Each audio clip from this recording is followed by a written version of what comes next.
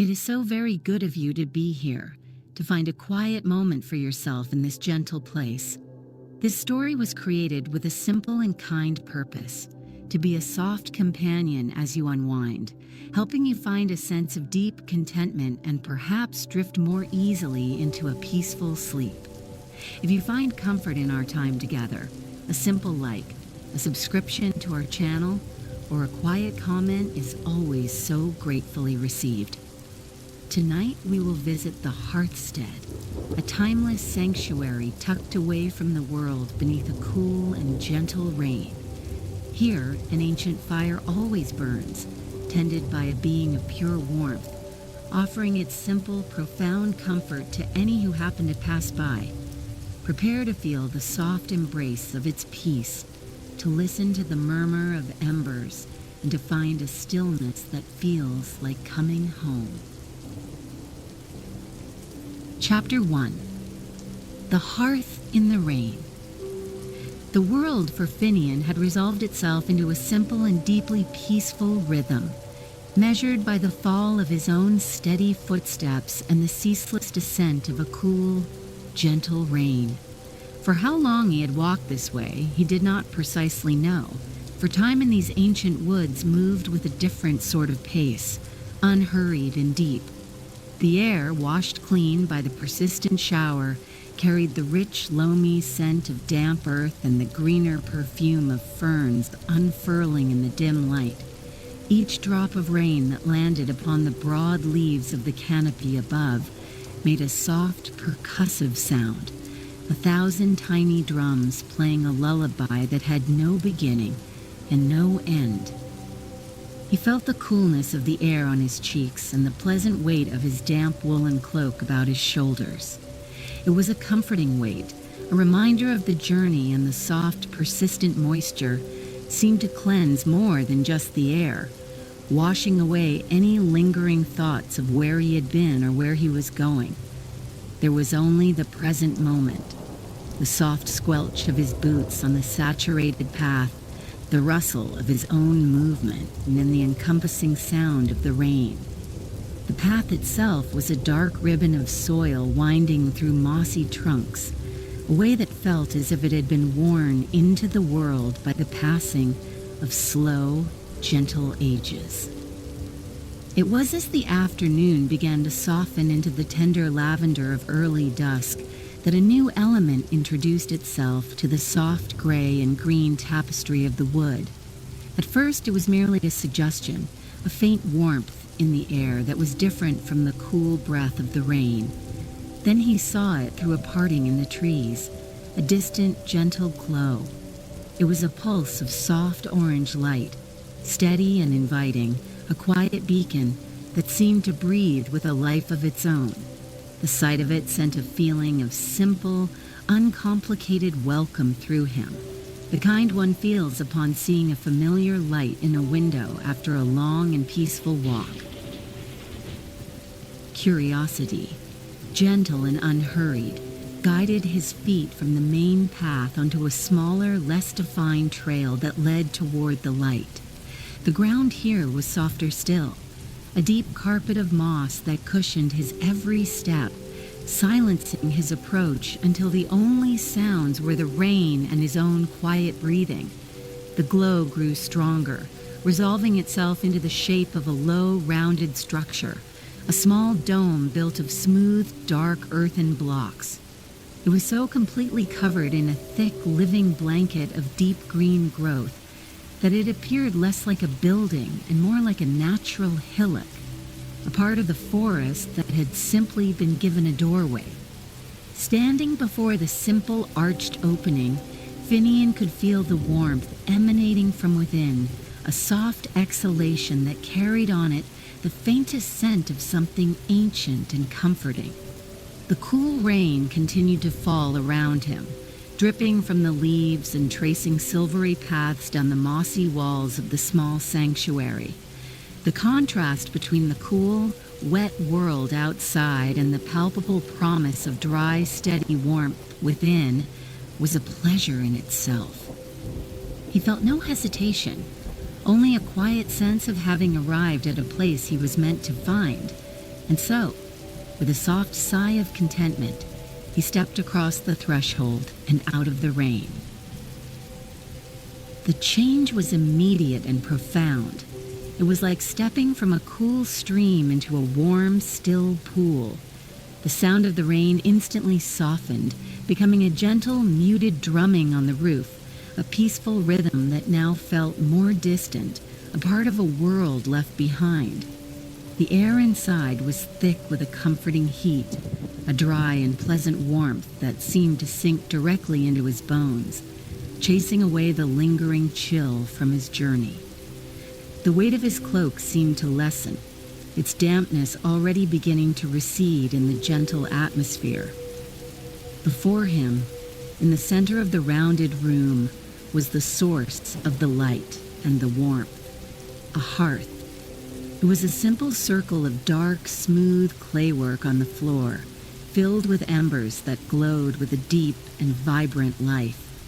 They cast a gentle, wavering light that filled the small space, making the shadows in the corners soft and deep like pools of quiet. The light danced upon the curved inner walls, revealing the texture of the smoothed earthen blocks and the faint ancient patterns worn into their surfaces. There was no smoke, only a clean, pure heat and the faintest, most pleasant scent of very old wood. And beside the fire, a figure stood. It was indistinct at first, a form that seemed to be made of the very warmth and light that filled the room. It was a being of coalesced heat, its edges soft and shifting like the air above the embers, its color a gentle orange gold that was deepest at its core. It possessed a quiet, unassuming grace, and as Finian's eyes adjusted, he saw it raise a form that was part hand, part luminous current of warmth, in a simple, slow gesture of welcome. No words were spoken, for none were needed. The entire being radiated a sense of serene peace, an invitation to simply be, to rest, and to share in the quiet comfort of the hearth. Chapter 2. The Scent of Old Wood. The air inside the Hearth-stead was a tangible presence, a soft blanket of warmth that smelled of ages. The aroma was complex and deeply comforting, a blend of slow-burning, ancient wood that held no hint of acrid smoke, and the clean, earthy scent of warm clay. It was the smell of safety, of a place that had been dry and warm for longer than one could measure. Finian took a slow, deep breath, feeling the gentle heat fill his lungs, a sensation that seemed to unclench something deep within his chest he had not even realized was tightened. The muted, steady drumming of the rain on the roof was the only sound, a peaceful counterpoint to the profound stillness within. The Kith, the being of living warmth, gestured again, a slow and graceful sweep of its luminous form toward a low bench that curved along the far wall. The bench was carved from a single enormous piece of dark wood, its surface worn smooth and polished to a soft sheen by centuries of quiet use. Finian walked toward it, his boots making almost no sound on the floor of hard-packed earth. As he moved away from the door and closer to the central hearth, the warmth intensified, wrapping around him like the most gentle of embraces. It was a living heat, one that felt directed by a kindly intelligence, seeking out the chill in his cloak and the weariness in his limbs. He sat upon the smooth bench, the wood cool at first contact before quickly absorbing the ambient warmth of the room. He eased the traveling pack from his shoulders, setting it down beside him with a soft sigh of release. The simple act of unburdening himself felt significant here, a shedding of the outside world. He ran a hand over the surface of the bench. It was silky and undulating, following the natural grain of the ancient wood. From this vantage point, he could see the hearth more clearly. The embers glowed from within, their light soft and steady, and he noticed that the wood resting upon them was not burning in any conventional sense. It was simply releasing its light and heat slowly, its form unchanging, the silvery grain in its bark seeming to shimmer. The kith moved with a slowness that was mesmerizing. It drifted from its place by the hearth to a small alcove set into the earthen wall. Its movements were fluid and silent, like a current of warm air made visible. It returned holding a simple wooden cup, which it placed on the floor by the hearth. It then knelt, a gesture of such profound and gentle reverence that it held Finian's gaze. Using a pair of tongs made from the same dark wood as the bench, the kith selected a single brightly glowing ember and gently placed it inside a hollowed section of a large, smooth, river-like clay form resting by the fire. The form was filled with water, and soon a soft, thin wisp of steam began to rise from its surface, carrying no sound at all. Finian watched the simple, silent ritual, feeling the last of his own urgency melt away. His world shrank to the confines of this round, warm room, and he found a deep contentment in that. His thoughts, which had been a quiet stream of observations about the path and the weather, now slowed and cooled. He was simply an observer, a grateful guest in a place of immense peace. The gentle light of the embers painted the kith's form in shifting hues of gold and orange, and the soft shadows it cast upon the wall behind it swayed in a slow, hypnotic dance. The air was perfectly still, save for the gentle rising of the steam. He leaned back against the curved wall, feeling its solidity and the faint, pleasant warmth it had absorbed from the fire. The earthen blocks were smooth to the touch, and he could feel a very faint, low vibration coming from them, the same resonant hum that emanated from the embers themselves. It was a deeply soothing sensation, a subtle frequency that seemed to travel up his spine and quiet his entire nervous system. He closed his eyes for a moment, focusing only on the sensations. The warmth on his skin, the scent of ancient wood, the gentle hum in the walls, and the muted sound of the rain outside. When he opened his eyes again, the kith was sitting on the floor across the hearth from him. Its form was less distinct now, more a gentle mound of warm light than a standing figure. It seemed to be at rest, simply sharing the space, its presence an anchor of profound serenity. It offered no conversation, no expectation, only a shared and silent companionship. Finian felt a quiet gratitude wash over him. In a world that so often hurried, to be granted a moment of such perfect, unhurried stillness was a gift of immeasurable worth. He drew his cloak a little tighter, not from cold, but from a simple desire for comfort, its wool now almost entirely dry and soft. The Hearth-stead asked nothing of him, and in that it gave him everything he did not know he needed. The gentle hum of the embers, the soft light, the encompassing warmth, all of it worked in concert to create a sanctuary, not just from the rain, but from everything else as well. Here there was only the fire, the quiet, and a companion made of warmth. And for now, that was the whole of the world. Chapter 3. The Murmur of Embers. Time inside the small sanctuary seemed to flow differently, pooling like still water rather than rushing like a stream. Finian found his gaze drawn ever more deeply into the heart of the fire. The embers were a universe in miniature, a slow and constant swirl of light and color. He began to perceive details he had missed at first glance.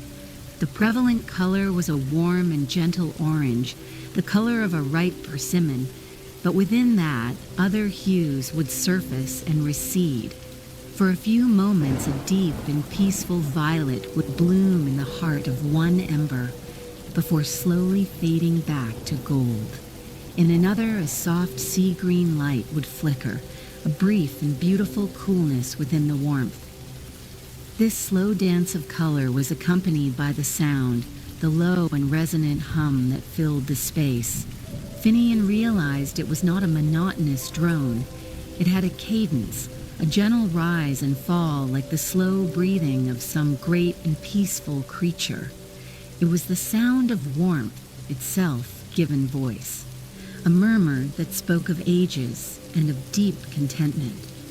He felt the vibration of it in the wooden bench beneath him and in the earthen wall at his back, a constant soothing presence that made the very air feel solid and safe. The effect was deeply meditative, drawing his awareness away from his own thoughts and into the simple, profound reality of the hearth. He observed the kith, which remained in its state of quiet repose across the fire. Even at rest, its form was not entirely still. Gentle currents of light drifted across its surface, and its edges softened and sharpened in a slow, languid rhythm. It seemed to be in communion with the fire, its own quiet pulse mirroring the slow cadence of the embers' hum. It tended the fire not through labor, but through its serene presence, its own warmth and ancient life, feeding the flame as much as the smokeless wood did. To watch it was to witness an act of devotion so simple and so complete that it felt like a form of silent, moving prayer. Finian noticed the way the light from the embers interacted with the room. It did not merely illuminate, it seemed to treat every surface with a gentle touch. The light clung to the curve of the walls, pooling in the ancient indentations and highlighting the smooth texture of the earthen blocks.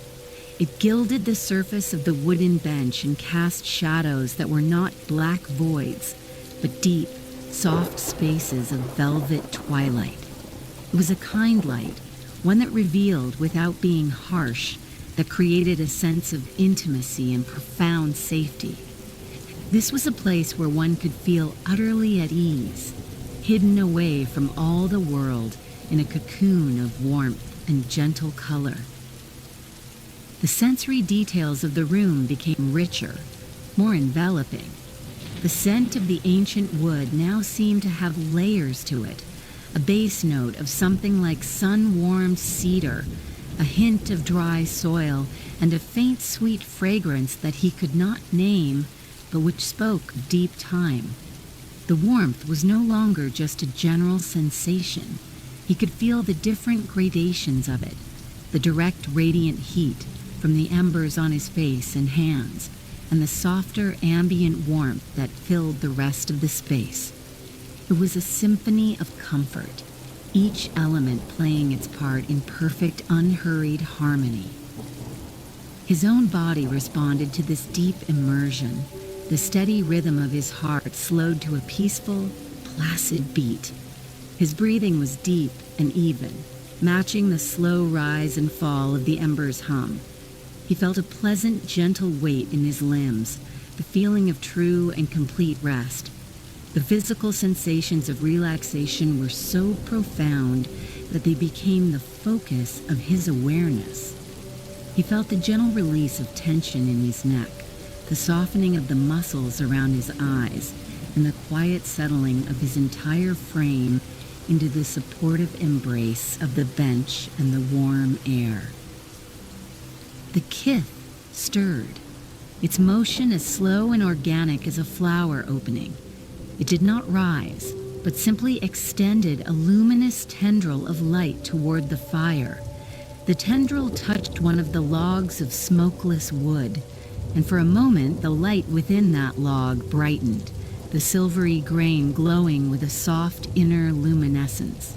The hum from the hearth deepened for a breath, a resonant note of contentment, before settling back into its gentle rhythm. It was a simple, quiet act, a moment of tending that felt as intimate as a shared whisper.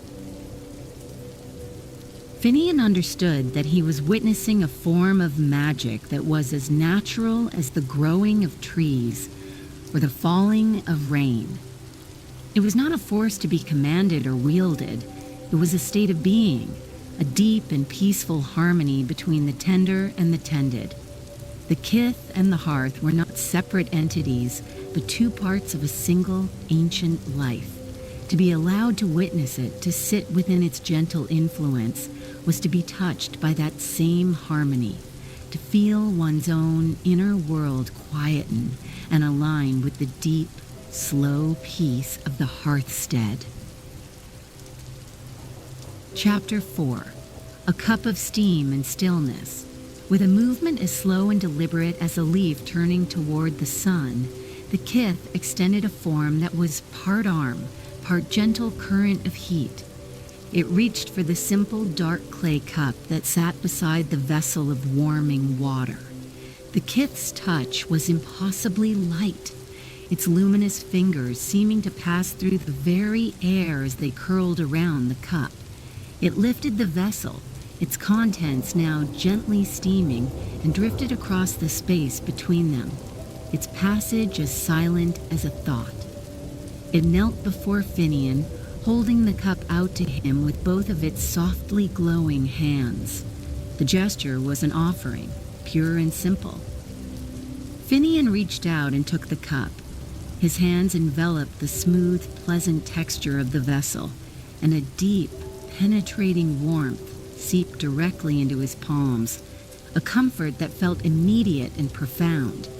The clay was dark and unadorned, yet it felt perfect in its simplicity, its weight satisfying in his grasp. He looked down into the cup and saw only clear water, a thin wisp of clean steam rising from its surface. The steam was pure, carrying no scent other than the faint, earthy perfume of the warm clay itself, a clean and grounding aroma. He raised the cup toward his lips, feeling the gentle heat on his face. The first sip was a revelation of simplicity. It was merely water, clean and pure, but warmed by the ancient and magical embers, it felt like something more. The warmth spread from his tongue through his entire body, a gentle, blossoming heat that seemed to travel through his veins, easing every muscle and calming every nerve as it went. It was a simple and profound comfort that quieted the last few wandering thoughts that remained in the corners of his mind, leaving behind a state of pure, placid presence. Holding the cup in his lap, Finian leaned back once more against the warm, curved wall. In this moment, his entire world consisted of the simple, perfect sensations before him. There was the feeling of the warm clay in his hands, its texture smooth and solid.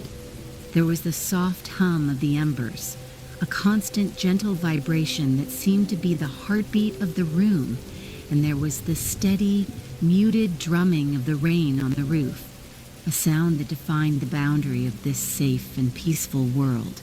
There was nothing to do, nowhere to be, nothing to think. There was only the being.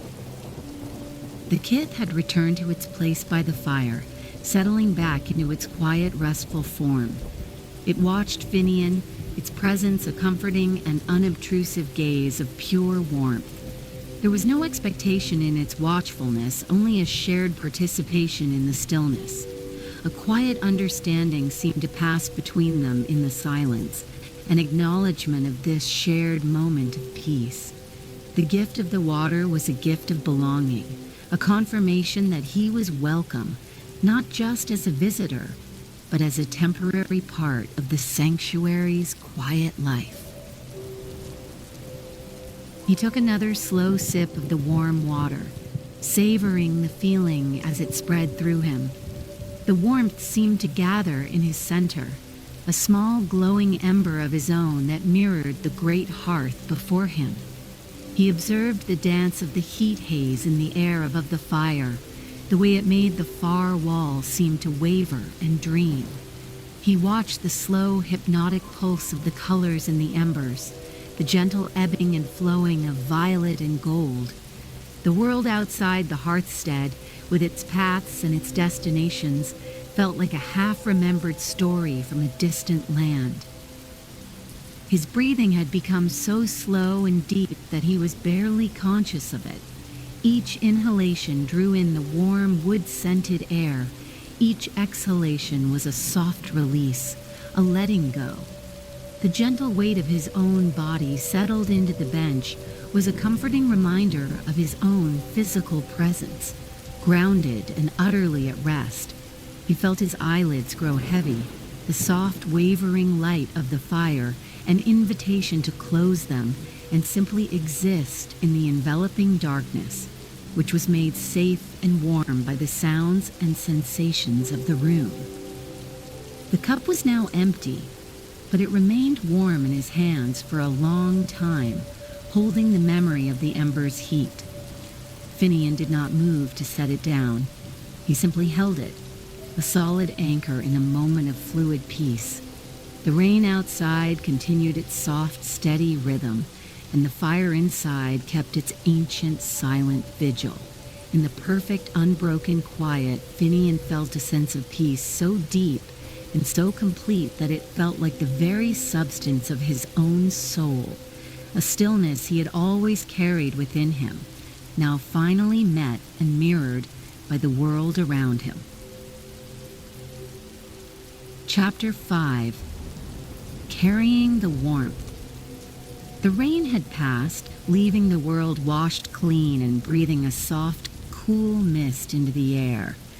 Finian became aware of the change slowly as the gentle drumming on the roof faded into an encompassing silence. The only sounds now were the low hum of the embers and the quiet rhythm of his own breathing.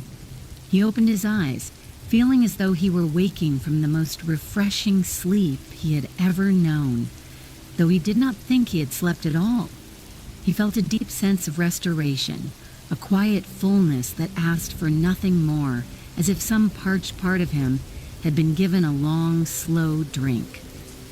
He knew, with a gentle certainty that came from within, that it was time to continue his journey. He felt no sadness at the thought, only a profound sense of gratitude for the respite he had been given. He placed the empty clay cup on the bench beside him and slowly, mindfully began to gather his things. He lifted his pack, which now felt lighter than before, and settled it onto his shoulders. He adjusted his cloak, its woolen fibers now completely dry and soft against his skin, holding the faint, pleasant scent of the Hearth-stead's air. As he rose to his feet, the kith stirred. It drifted from its place by the fire, not with any sense of urgency, but with the same unhurried grace it had shown all along. It moved to the side of the hearth, where a small, lidded clay pot sat, no bigger than Finian's cupped hands. With the wooden tongs, the kith selected a single small ember from the very heart of the fire. This ember glowed with a particularly steady and gentle light, a perfect miniature of the larger hearth. The kith placed the ember inside the pot, nestled it within a bed of soft, dry moss, and placed the lid upon it. The kith glided toward him and held out the small clay pot. Finian accepted it with both hands. It was warm to the touch, a steady and comforting heat that radiated through the clay. He knew, without being told, what a precious gift this was. It was a piece of the sanctuary's peace, a fragment of the ancient fire's life, a promise of warmth to carry with him out into the cool, misty world. He gave a slight, respectful bow of his head, a gesture of thanks that felt more true and complete than any words could ever be. The kith responded by softening its light, a gentle pulse of warmth that was its own form of farewell. He turned and walked to the entrance of the Hearth-stead. At the threshold, he paused and looked back one last time. The interior was just as he had first seen it, a haven of soft light, deep shadows and profound peace, with the serene, luminous form of its tender, standing watch over the ancient fire. He held the image in his mind, a memory he knew would not fade. Then he stepped back out into the world.